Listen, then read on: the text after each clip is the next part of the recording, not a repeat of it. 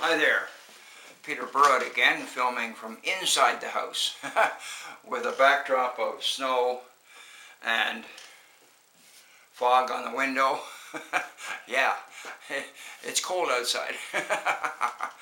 So we're going to start this series from inside the house. And it'll probably take us a long time, but we might change the background. We're going to start a series called A Proverb A Day. Now this isn't just pithy sayings from, say, Spurgeon or Buckminster Fuller or Charles, Winston Churchill or one of the presidents or something like that. This is focused on the Proverbs, the book of Proverbs in the Bible, written by Solomon. Now Solomon was the son of David. David was the warrior king. He's the famous Israel historian, true king, who went to war against the enemies in his day and brought about Israel, the kingdom, in Jerusalem. About 1,000 years before Christ, or about 3,000 years ago from today. Today is Christmas, 2013. And why on Christmas Day do I start this series? Well, because David and Solomon are in the line, the ancestral line of Jesus, of whom today, Christmas, we celebrate his birth. Probably didn't happen. Christmas probably didn't happen today, his birth. But traditionally, that's what we do. Now, Solomon, when he took the kingship, he wasn't a warrior like his father. But he asked God, he said, I wanted a gift of wisdom. If I've got to rule this kingdom, I want a gift of wisdom. And God said, that's a wise choice. And so Solomon began to reign.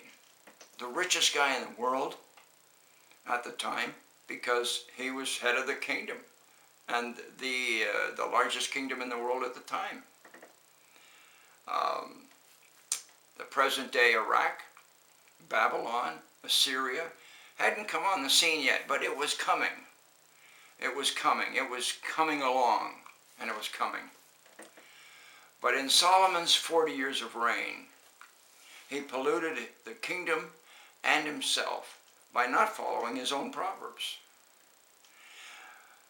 But let's get back to the Proverbs just for a minute. A proverb a day. Sometimes it'll just be a pithy statement like, iron sharpens iron, and one man sharpens another. But for the first few, probably days and weeks as we start this series, we'll see a proverb encased in a human story. Like, for instance, if you ever feel lazy, now Solomon would say, hey, you're a sluggard, or you're like a sloth. And it's not funny, because I feel lazy a lot. But he says, go to the ant. Observe the ant. There's no military ruler. There's no leader.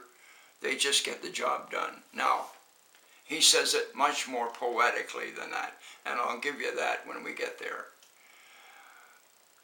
But instead of a short, pithy statement, like I said, iron sharpens iron, one man sharpens another, he encases a lot of this Proverbs in the first third of his book.